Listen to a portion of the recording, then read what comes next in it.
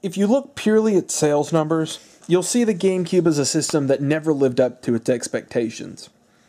It was defeated in a three-way console war by an industry giant and a newcomer.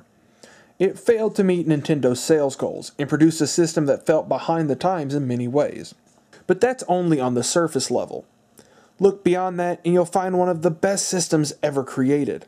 A system whose story completely changed the company behind it, and whose games are still being played by millions to this day. This is the true story of the Nintendo GameCube. Not one of failure to act in its time, but the system that built a legacy and a coalition of passionate fans. This is the story of the Nintendo GameCube and how it was a success.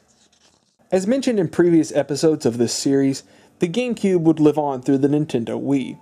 It wasn't just a statement regarding the Wii's ability to play Nintendo GameCube games. Rather, what Nintendo experienced with the GameCube was largely their failure to create a solid audience of fans. Starting with the Nintendo DS and Wii, Nintendo would employ a new strategy in the video game market. For years, it had always been an arms race to create the most powerful system possible. Nintendo would begin to focus less on creating powerful systems after the GameCube. This new marketing strategy is known as Blue Ocean. Without getting into too many details, Nintendo hoped that it would be able to tap into a market that had not yet been represented with video games. They would create a system that appealed to casual and non-gamers, while still trying to appeal to the more hardcore demographic. Both the Nintendo DS and Wii stripped away features that would normally be seen in consoles at the time.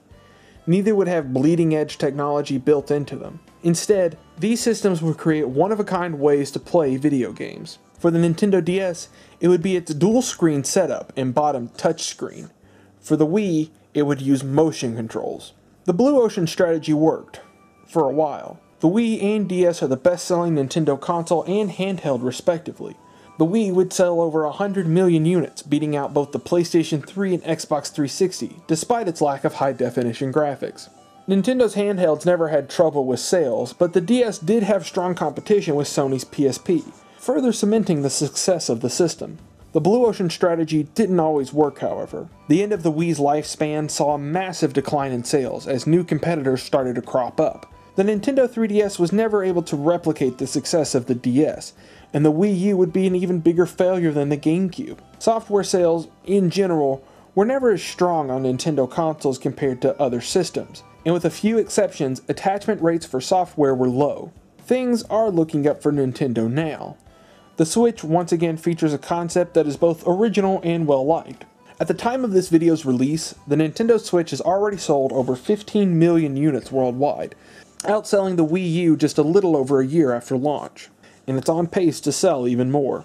The GameCube was a somewhat experimental system for Nintendo, as many of the ideas introduced or scrapped for the system would return later on down the line. Motion controls were first thought of with the GameCube, and would be revisited with the Nintendo Wii. Stereoscopic 3D would be used with the Nintendo 3DS. Games like Odama and the later Mario parties would use a microphone to control portions of the game, something that would be built into the Nintendo DS and 3DS for uses with various titles.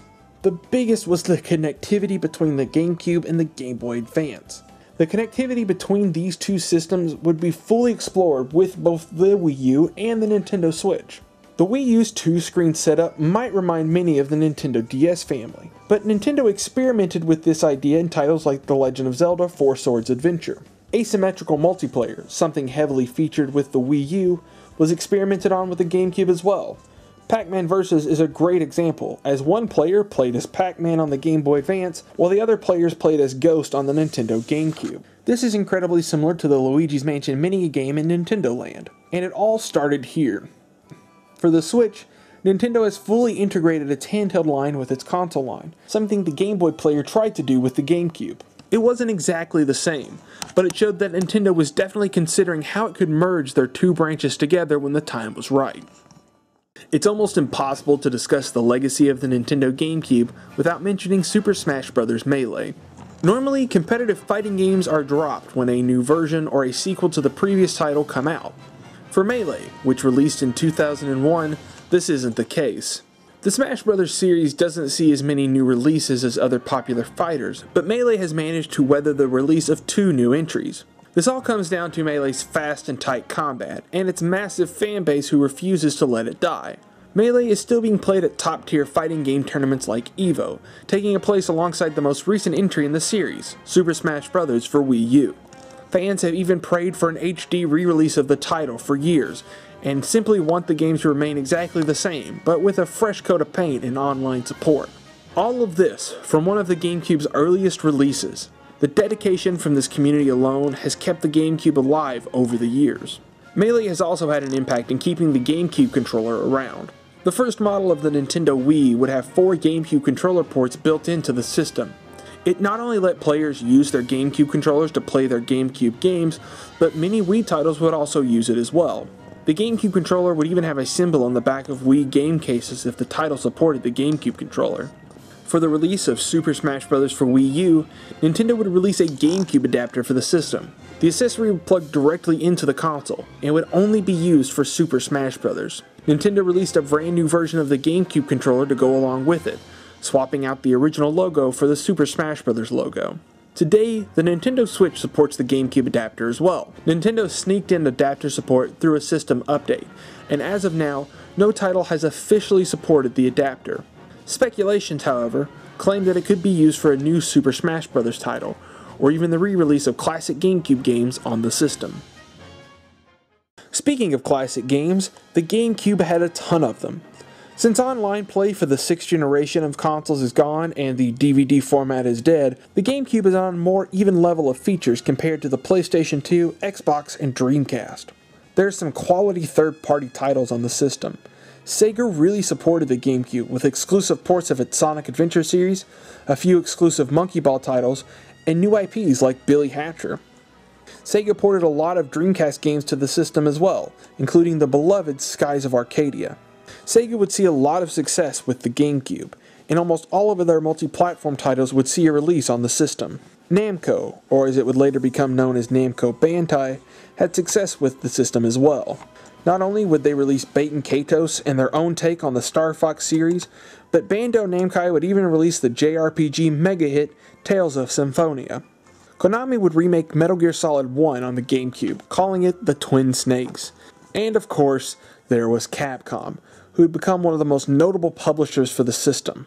While many of the games Capcom released on the GameCube would be ported to other consoles, their brief exclusivity helped pave the way for the system. The Capcom 5, or rather 4, made big news out of their exclusivity. Beautiful Joe spawned a brief but beloved series.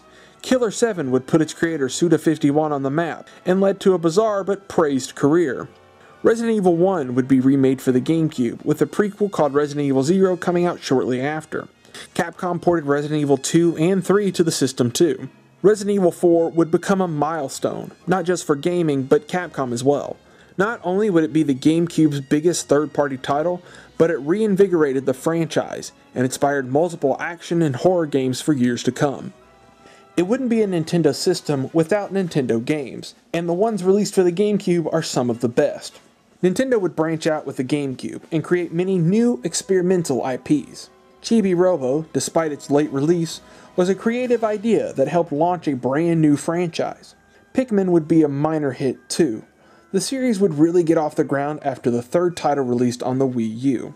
Pokemon had become a smash hit before the GameCube's release. The series never saw an RPG on the Nintendo 64, but the GameCube would get 2 of them, Pokemon Colosseum and Pokemon XD Gale of Darkness. Neither title was exactly like its handheld counterparts, but it did a great job of translating the battles to 3D and featured interesting new regions to explore. Older Nintendo characters would receive new titles on the GameCube in completely different styles of gameplay. Kirby Air Ride would take the pink puffball and throw him into a racing game. Star Fox would become more like a Zelda game with Star Fox Adventures, and Donkey Kong would even have a few rhythm titles with the DK Bongos in the Donkey Konga series. The GameCube helped bring a lot of Japanese series to the West. I mentioned Super Smash Bros. Melee before, and 2 of the characters introduced in that game, Marth and Roy, were from the Fire Emblem series. The series had never seen an international release before. Thanks to their inclusion, Fire Emblem would receive its first international release on the Game Boy Advance, and the GameCube title, Fire Emblem: The Path of Radiance, would bring the strategy series to American home consoles. The Advance Wars also saw an international release on the Game Boy Advance, and Battalion Wars would be the console spin-off for that series, first released on the GameCube. Animal Crossing was first released on the Nintendo 64 in Japan, but it would become a hit in America when it came out on the GameCube, featuring its own included memory card. I could go on and on about the great games on the Nintendo GameCube, but 3 titles in particular stand out to me when I look at the GameCube and the era of Nintendo it represents. The first is Super Mario Sunshine. Sunshine represents Nintendo's need to constantly innovate on old ideas. It would have been easy for Nintendo to just make a Super Mario 64 too. Instead, they came up with a new mechanic that completely changed the way the game was played. In return, the way the game was made became completely different as well. Movement in Super Mario Sunshine is the most important piece of design, and creating levels around that made the game better. The next title that I want to mention is The Legend of Zelda: The Wind Waker. The Wind Waker is a mostly normal Zelda adventure by modern series standards. You explore a massive world and the dungeons within it to save the day. It's a linear path to beat the game, and you have a pretty standard combat cycle. It has more in common with The Legend of Zelda: The Ocarina of Time, the first 3D Zelda title, than any other game except for maybe Twilight Princess. What sets it apart is its art style. The cel-shaded graphics were seen as kiddie at first. Gamers at the time were furious that the series did not go with a more mature style and tone.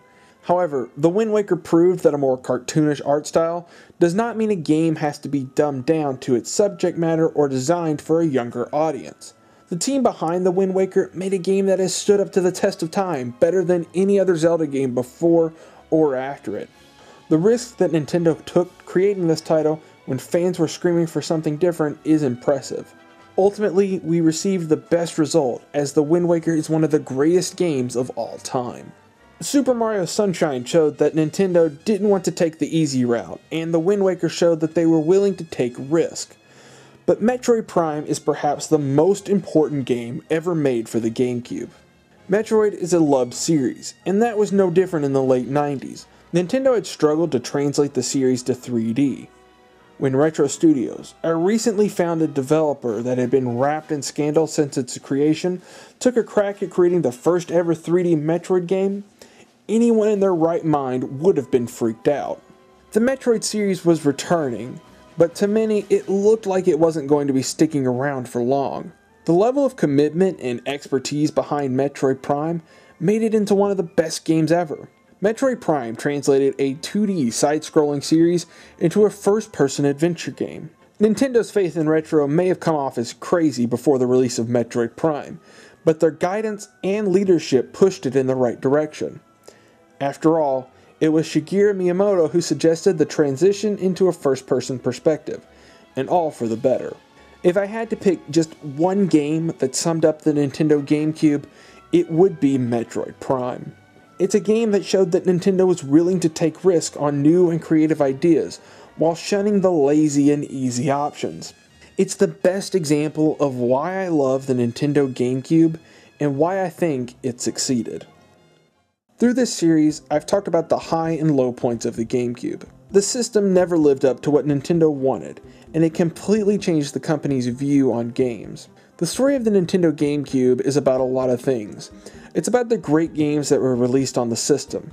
It's the story of a competitive fighter that's still being played over 15 years after its release. It's the story of many great people who rose to the challenge during an era dominated by the PlayStation 2. But the story that sticks out most in all of this is that of Nintendo's. While I mentioned the other systems Nintendo had released during the GameCube era, none had quite the same effect on the company as the GameCube. The GameCube was the first time Nintendo had ever really lost. It wasn't just that it launched a console war, but it lost its way with the video game industry. They were no longer the center of the universe, and because of that, they were more creative and better game creators. The story of the Nintendo GameCube is one of improvement through failure, and how success is never something measured entirely by who gets the most or who crosses the finish line first. And that's a story I think we can all learn from. Thank you so much for watching this video. This is the final part in a multi-part series covering the story of the Nintendo GameCube. Check out the previous episodes if you haven't already, and be sure to like, comment, and subscribe for for more content down the road. Share this video on your favorite social media websites so I can continue to create more content like this. I want to personally thank anybody who has already done these things, as well as gaming outlets like IGN and GameSpot for continuing to keep their older articles up, as well as investigative journalists like Emily Rogers, who have done a ton of great pieces on the development of the Nintendo GameCube. If you go down to the description box below, you can follow a link that will take you to an article where I discuss the making of this series, as well as some of the sources that I utilized to create it. Be sure to give them a read, as there's tons of great information about the development of the Nintendo GameCube there. I also want to thank my friends and family who have been supportive of me while I make this series, as well as anybody who has subscribed to the channel since these videos started rolling out. There's more content on the way, as I plan on continuing to do the Story Of series down the road. And once again, I want to thank you for checking out this video and series about the story of the Nintendo GameCube.